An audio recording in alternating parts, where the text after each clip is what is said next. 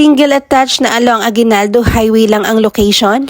Complete finish turnover pa, tapos meron pang 2-car park. Samahan niyo kabayan for a quick house tour dito sa Anabu Imus, Cavite. This property is located in an exclusive subdivision. Meron itong bedroom 1 sa baba na may toilet and bath with complete fixtures at meron nga itong service area na naka-fence and gate na.